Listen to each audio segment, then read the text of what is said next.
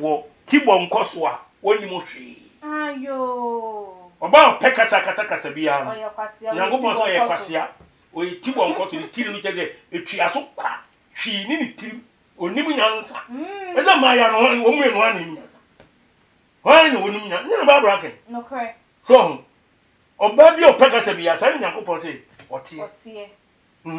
enti ya kan nutum oba se ba da ni oba yire ho no wini na se na woni ne mpaso ayi mpaso agorodi ene betime mo wini ana me kwa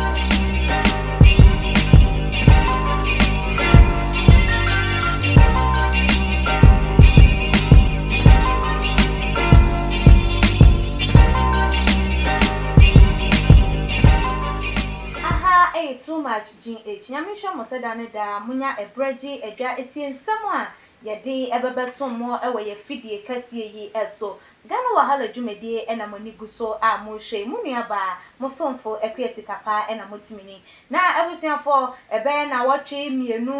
ekọ ne ne nsantem de ensam a chese ekọ social media ni nyina ye ntokwa na ekọ ewo eye ema mienu entem Misball ena Tracy Boache na eno sansampanifo bebre na edi na bebe piepie mu a wo mo so mo do wo manu atum nso so do wo mo ano atum na ensende mu no ye papa Honorable Kennedy Japan what say ye na daily graphic for so posti hu kro ne ba no to no so kwatena na two the six shows so na no edwoada ekeka ye ka prophet Najugezi nsem wo mo no wo mo ada ene ye hu kro ne ba ene ebie mu nso so no Misball so okokosu che ye professor Nana Mensa wanfi no ne de eka hu nyina wode bebetu eja enomu ema abaya Misball nyuntuni ba yi wo no so ba bonten de nsem no mu ntwemu ban no wo twemu se nsem no esi ye wo no Honorable Kennedy Japan wo no krampo no kai se wo ba wo nchen ene wo bebe kasa ye ebiebie nsem ani so de chaw kaka bo hwe se de na nneoma ekona na enkoye emfa emanu nti wo twene nsem esaye na professor Nana Mensa wo de ne bam so okokọ ka ho nsem de che na emra ye repeat no ama me ne begina Niger echi no enye no kore because mami wo yi se ye yi no se running meter ankanya de se wo hia no da anase wone no abompu ni mpo anase nka wone no edi enhyiemu enti no de Honorable Kennedy ka ni nyina entro na ebusuafo se de make se wo follow your trend na se ye update videos ni nyina na se nka wutia ube se ni nyina mu no ya mfa anka memo enti no se wo hwere ya ubetimi akoba akwa hwe na endomo na ne da yi Honorable Kennedy Japan wo no so aba abonte na wo ba abonte na wo baba bekasa den na wo di etu edwa na chete wo kire mu a abaya no ya ma ne kokko na wo hwe ye ne wa metia ne naso no so tia ne naso dia ene di ebesi abusuafo mi twam ho na me ba mdi mu nchemu ebeba beso mu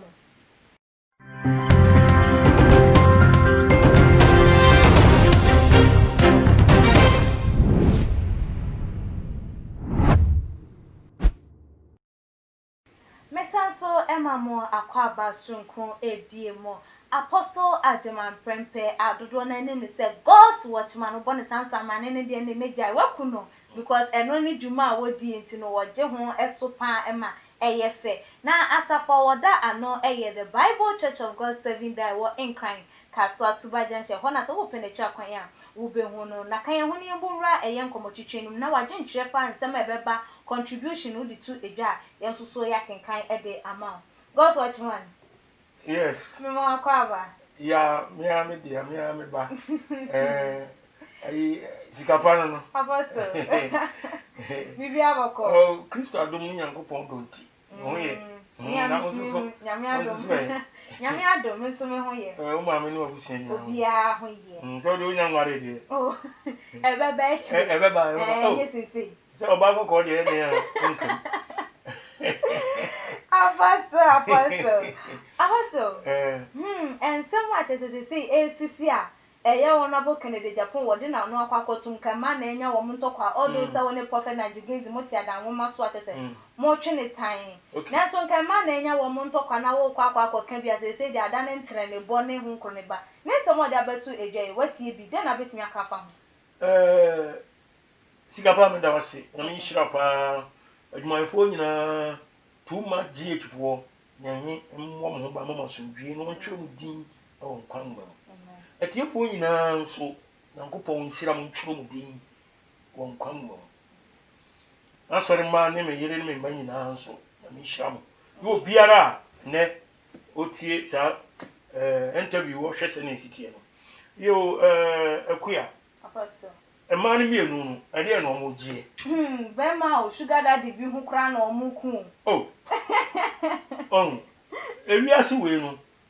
ase ewie ne atim Ecclesiastes 1 verse 9 and 10 was it ade biere ne ho wasase so oye foforo ade bi e ka se we di afa na aba so o se da bi eye tetentere da ebre so na wo ho na asa aba biu okay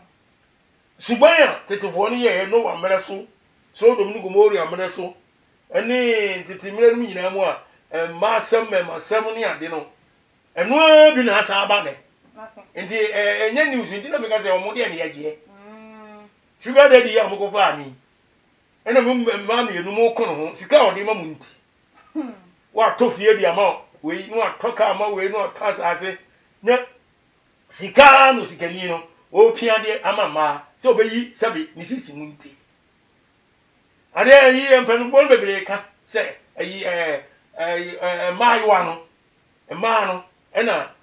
wo mo pe wo mo ma no mama wa no na ya abeye wo mo no mo nsuo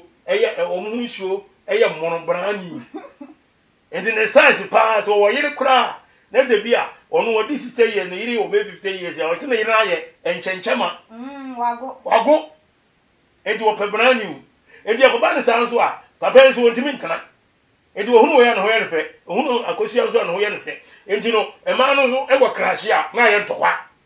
enti we nya de ema no na ye bibi o be ma no a papa no a wo hyewo na wo ne ma no edi akatim buru nwaman o doso wo mo no sa bo pan mom ne meka se ne bone so so na eba ne sa na ma no e be konto kwa se ma de ekura de ya ware kura no ekura twen wo ena we so obia ebe se oje bibi firi papa no na go obetumi a wapam ba kon fi wo ba bukura hwe ya obi betumi de na kwaduro so akokunu ana wo de yade bi abono a ayi on be ma ni timi kon ho biu so tase edi aya kasa o social media Ghana ewiase nyina ya to mo nka nya de ase afra no Miss Bell Tracy Wache ya won abode ne ho agi nsem nu na mpese ye nka meba nya wo na ye sa de no hwe Proverbs chapter 9 okay chapter 9 no verse 13 wase oba kasafo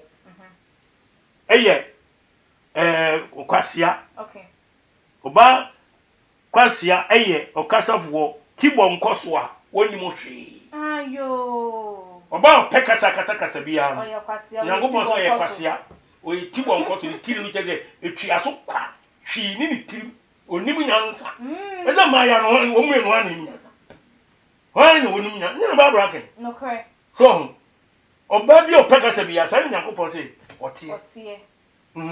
and ya kan nutum oba se ba da ni oba yire ho no wini na se na woni ne mpaso ayi mpaso agrodi ene betime mo wini ana meboa no correct ibolo pagisi nya ba yire ho aboni ye na o na odi shego ha ena odi wini match no just paso wini match no ma no paso oba no o wini na mpaso agrodi ono na be kire o odi ase endi samo kasa dia bible se mo ye tibo nkoso a mo ye kwasia ya munni mo hwe edi kanele Japan wa bem no correct eyeden no bem sese omugu panina kofa ba ene egu o man no hu fi bele mi jini de kanele Japan ono obem a we nyina no eye ni guase mo man no guase mo man ni sense se ayi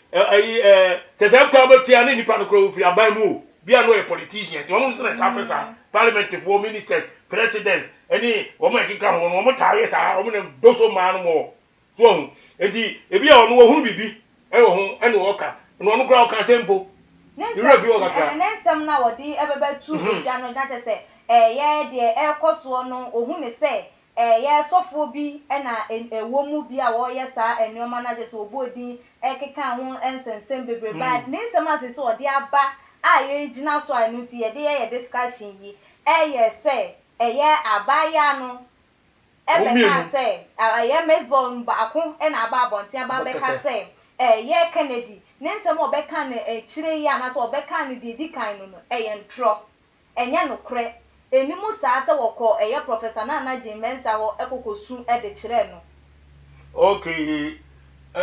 te ongoka bibia nchire no e na honorable say ane abaya no akwakoka all because of a year the blogger bi kokko chiro ya na say graphic yifo bi ekokko chiro central ya na no na honorable ete abaya ne nsem chese wa ba bontin say yeah someone should warn that young girl called Miss Ball not to step on my toes or else I will wash his bad clothes in public say ane yan kan chire no say one wa metia ne naso no tia ne naso de ne ntuma go fin obexposing no na mpese me hu say honorable ma na enya wo masem no wo ma ba beka wa fo wa no antu na na aye agwe who say honorable no so de wo kan wo say o metia ne naso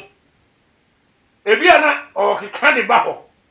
ohun se wa kwa kan ko wo meka oh yo eni kan Japan no me de eni e wo kan me ne o ya adwene wo ye pani e mai wa no mo twen mpena besra no nka wonyi ni hu film ne se do kan so bi betia na so de a ego ko kan kana Japan asem se o ti se di a o hu kwa se oyi na no so ti ase na e ma no ta guess no de o mu ye no o mu ade so mu bu ade a nka de o mu ye ni social media ne Ghana kromu ade wi ase no nka e masa ndi won hwe a no obi akodi di watem o mu so de yemfa ho to be twabo uye de ya ko betima di du atam na bia wo so pani na nso so wodi na atem na wo kan bibi na akopa nsem bia ba so enti ka be ya wonya ma ya na life ma wo mu na ye wasoro bia na wasoro ongo bu won mu a utunfo e ka sa che se de ni a ontie adan okogonya papa bia wo ska wo to da ya ma ne tem wa to da ya ma we wa to da ya ma we wa to ka ma we wasam atam sikapuduo e dia hyewo mo nsa so mu nia e san mo nsa mere e maji foforo ana meboa oni bi kura de se bo kan no bete ne oni obi kura ebi mu go awo ebi anu oni obi awo wu isi edi se omu gu Ghana o mine ni mo ase so ndi awurade say president eye Exodus chapter 20 no mransem di no o say di waja ne wonani na wona aware wasase so no ba bia se obre ho ase so atiase ema ukunu anase be ma bia pani bia se obre ho ase ema wano ento opani anum esa wote wo nkwaso odi ase na second Timothy 3:1 no o se na bi echiru emre mu ye den beba efiri se enipa be ye ahopefo sikapefo ahantanfo boniayefo ani awofo ho asem asodenfo kese nkwara bone ebebe wiase mrantie ni mabawa bia be wiase ne no bebire mu ade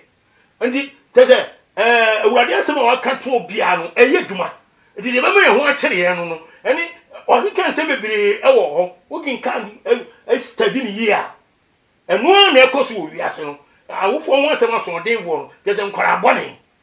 ababawa omunu papa omunu maame abrante omuni papa omuni maame omu pani bia asem bia fi nanu no ka kire pani so hu edi kana Japan ye respected man o anameboa enu onu so obu no ho enu wo ye wote onu angasa ni dim ya chese wo ye pani ti kana Japan ni me metuma ka kire ni se onye den on twen hu mfiri wo mu kra no nja wo mu life ma wo mu no mo ntwa mu re ho ni ye tu avutu ya tuo no ye tu ni se eniba be sakra na dwene so ti ase asuma ye kan se o mu nyina ansa kra mo adwene na nye se o mu ye sa ade no social media yo apostle yen hwe ade wo honorable Kennedy ni side ekwa ye say all the time bibia onimu bibia wo nchiremu bibia wo evidence bibia wo ye say ensuso enwema bi wo hono ma Ghana fo ensuso ankomo pe eye adwenche wo mo pe bibia efree hono mo enu wonya ba na sign na ebi de utimi kire mu se we asumasi ene wo bentin wo mu yesi emfa to hu bi yese ye nhwe prophet Nigerizi ne nsem a eba ye wo ba bonten no de ababa betu edwa ena prophet Nigerizi wakunwe wayese warepu we wayese wo that information ni nyina enso so eba na se bia obi ewu ye hwe je bi dankwa edru ni wo yin ne ho nko ne ba amasuale ni wo na up to now enhwehwe mutimi nkoso enti no ase wodi unhu ne se wodi na ni sinkrofo bi so a mu na enkrofo bi de wajan so nka wo se nko man mu de nka wo ye nhwehwe mu de a wo ye magana fo obi ehunu se wo ye ne frinchem enso ne nhwehwe mu a wo ye no gana fo binom enti ase se na wo hu nse no fa kwa sikape me da sipa me shira me bi ohun se nhwehwe mu na wo ye no last bi me kan se kan Japan ogbo no homodin na eduma na wo ye no eso na onya boafo benivo se boafo ehu ye na enti wo ye dwuma bi wo ye bibiara wo wiase no onya boafo a wo bre eduma ni timi nkoso so na wo nya boafo a wo dwuma no koso wo kan bibi se ase wo yi obi de o hwehwe nkofo de ne binum so de no on hwehwem ama example say JB danko bi a abrantie bi kokun ya no edi besi na mpa ye hunu ni ya asam na kokosie ezu gade sa ho no ka osi ya tibi bi se asmasi we ye oye ya che no ye de na ko seniye ama ye bua no fo ye de na tum emfie dodo bi a 10 20 ni ade still ye hunu de ni ti ene ne nkon enso sama e beba na say the ultimate information de ba eno na ye pese ye hu unse eno so ono e party member o enti unse ho no eno mi kase boafo we eni party ni mu no NPP party ni mu pani o ye MP obi atimi akone dem e de sika akotwitwa no aso de awo no akuni ya ben vie se ni em se vie mi onu die ben vie mi onu nie enti ni ba no ma se metese mre bi ya chi no ablante se ya chi no se die edi be sine asam no akoduru hene wono o ya mpi wo di ase asam no ewo hene ewo police fo nsem police fo nsem na court ena court wo so mpanifu bi ni wo memu na yi esate court ni si wo so edi mpanifu no omo soro no fakane ni Japan no bebre ye mpanifu ate no edi mpanifu no mo soro no ena eso mo hwe na sa asam no omo di ni yie omo hwe no omo ka otumi kabi nanso asam bi wo no ma wo kan na te ye mfiwe so ebi ni asofo de ya se de wo kan na yegezi no mu ni ade omo nso ono nso mpanifu bi top officials bi wo ho wo di ase endi se wo kan na Japan wo enya obi amoa no a asam no obeti ma kan a expose nanso na bia obi a ye gini sika ye bo na po ye kun no ama esesenka aban ni di na de otomra mbe na nka ye de natum so jaje wogusu ye nanso oboafo we nti apostle wo si so say ye boafo wo nya nti na nhwehwemu bi wo hono ma ye nte metima kasa because I am government ena se wonim se boafo ni hono mo de a ena hu ni se enoma bi wo hono mo a e wo se wo ntwitwa so wo hwe na onya de obi a obetimi abo a na ene wababa beka na nya bibia na wo so de na no atu oh se on se enokura wo se ogadi aka se de onu kan Japan ye nyina no Amos 510 no o se what time the otenti crap no o chiri onipa bi a wo kan nsem a eye pepepe edi onu kan Japan no pese o man Ghana no wo tentene no wo hwema nie begu akwam kama se onya atamfo no atamfo bebre ho gense no de wo ye ho eso ade a wo ye no wo ya ma ye nyina Ghana fo edi obese no kure deedi justice pepepe yo ene ye de tena o menu so enti amene nya atamfo bebre edi ameme kan se no kure de so de ye adwuma o expose de wo hu bia John 3:19 say the ehunu the yenim ohun the enihu o say atemu no say han na be wiase na so nipa dusu ese na han fi so munyuma ye bone enya John 3:11 no say wo mo ayi o say the yenim ne yeka the ehunu ene di hu adanse enima bi wo hunu na sumu enima ekoso wo mo ye sumu ade no mo pese be pie apostle what in the wo hunu na woka na de ntina wo hu enoma bebre na so dan ne da oba bonten a because ye hwe mesbo de ya o say obetia ne na so a dan ne da o ejese obi abetia wo na so ansa na de wo hunu na de wate wutimi de baba to bonten na ye de sa eboa wo man na say ye de bre eye wo man ase o ka say obi betia ne na so a say awiase a tum Ghana ha yi bone e koso na ye de e dos so hu ni amekere no bone no dos it is a woman for me kan dia what you me kan dey say agba dey say ansa na oba hwehwe no wo di asem bia ba fe na oba ere oba hwehwe wo chiri kwan so na dia ewo mu abetuma ma asomdua aba o mamu ni say ye ba yiri ye ho ne aka Nyankopon aheni ho asempa e de no kore na to dwa aka dwen sakra asem obi ho no ma odi bone pa ba onya asofo papa bi ayo nyame nipa bi enka asabi ma on suro ade bibia sakre nipa se nyame asemu enkom se ensesa nipa daeso ensesa nipa enyi kire bishi numu ni ade ensesa nipa ade ensesa nipa eye Nyankopon asem so ene nipa no sesuma se no wodi wo ye bone so nipa no ye bone wo mai mu no ye doso eye bebre eto betimi aye ni nyina kare Japan onna bo betimi aye ni nyina enti ono de obetumi no ene wo ye ebi se mpanu bo ase be ma be ye bi wo ma ye ni nyina enti sabio bishop obi ni mu de ba yi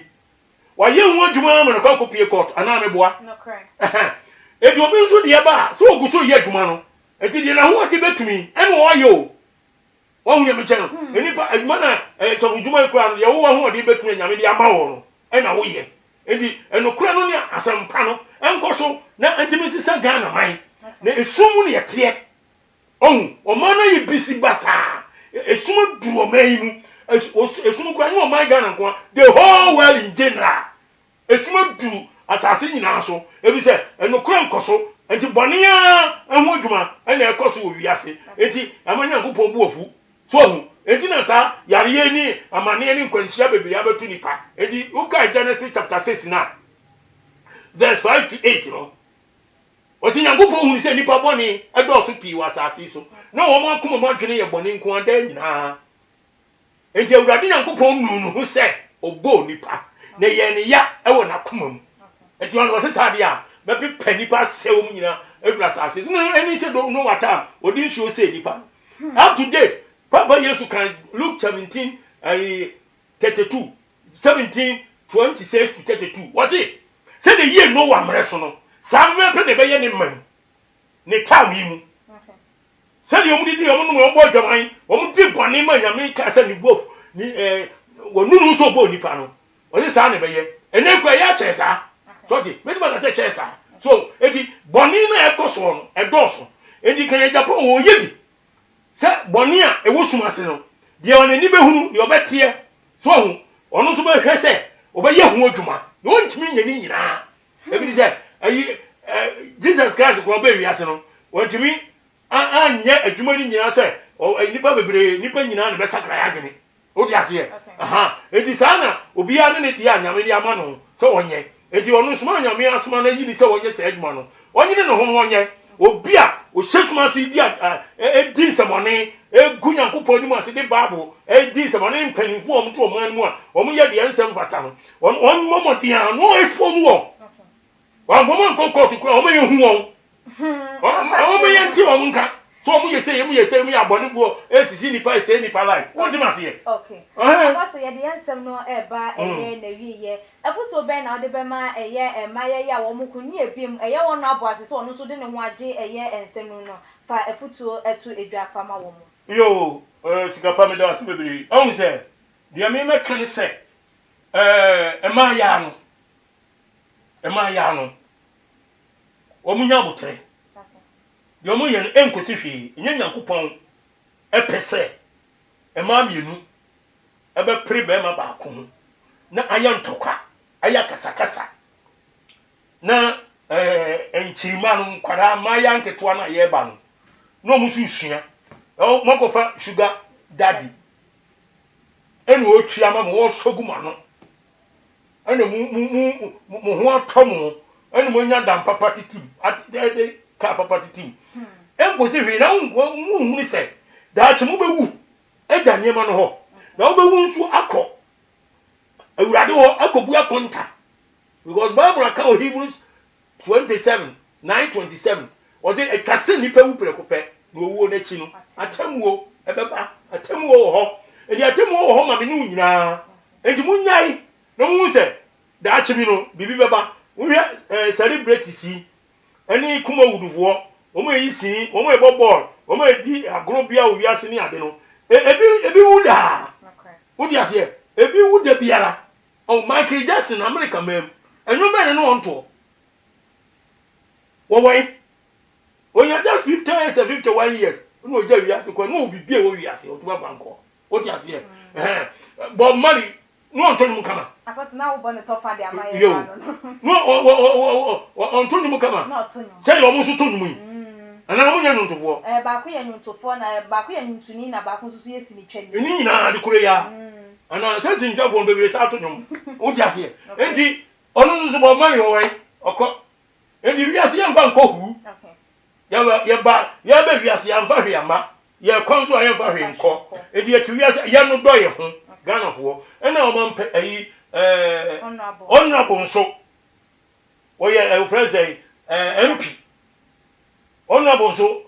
bomode de Nyankopɔn ayi ahye nsa bia de me sese obayire ho aye ne senea esefata no obi antimi nya ohwe na di no kurankuto na ma no nhwehwemu ni pepepe yo no enya adwuma na nyame be hyiaw wo tro din wo nkwanmum obo ho ban wo nyinkyere ne ahoden na watimi di atrase ama Nyankopɔn ni munyam adati medamase na me hyiaw banzo nie apostle adima prempe gods wo chama na motimi nka no 0544 262614 0544 262614 and 020 70 200 11 020 70 200 11 Apostle Adma Prempe medamase sebonya bre ahwe na me hira mu Yesu Kristo din mu amen amen apostle nyame nso enhira obebre abusiafo aha ena yedi edwumadie no nkomodidie no yedi esie na nyumeku a eso yasen eye Mama Juliet Ventures said dem di kan eka ye no ye ma me de chese dan da yedi no ho adanse enam eye nchansen papa woto eye oton ene enwoma wo ye se wo ba wo betimi ato bi na wo de siesie wo kitchen wo de besiesie wo dem wo ho de na wo hwehwa wonya bi e wo Mama Juliet Ventures friend no e wo ne number e wo screen no eso no na ba bia wo bia no wo de beba ababa besom wo be deliver ede ama wo penetra kwan so a owo eye abeka La Paz ho e na wo behu no na waba na kache na so waba beto de wo pe ebia e na ebia mu so no Winners Aluminium Limited e na wo mu so ebo ye twidom e ba no say wo pese wonye eye sieves or mo ye sliding doors wo pe enoma pa e de asiesie wo demo onoma chese wo officer fra womo na womo nsusu no womo no wo ebesom mo fefefe ebie mo nsusu neat roofings ensusu ebo ye chi edom ope enwoma nchese papa a wo de babo wo dan so a eniye se wusa womo ho a na wahwere ade papa fra womo na womo nsusu no womo memeye wo nwoma emfa ema wo kama se de wo da wo beda enna ko wa hwekra wo hu se ade mpo ayeden ache elsiafo aha ena yedi ACA subscribe to your channel no like your videos na ebiem so share your videos no ma ebusiafo ene andofo no betimi follow yen wo your IG page @tumaginh_midin ede epiasi kapa that's ne yebesanehia makram chacha on se me catch was say Bomoden na hwe too much GH on se me kan ye nye ne bone pa ne kase ye pe wo wiase ya asondin asondin ti na Adam wo hu nyame ye no nyam no wo hu ne ma bi a wo hwehwehwehwe e wo other place ni ade kat won na bomoden na be hwe too much GH be hwe ne subscribe bomoden o be hwe pe na wa ye subscribe o subscribe subscribe na subscribe na o subscribe a na wo benya ne ma pe a wo pe ne ma papa a wo pe ahwe nyame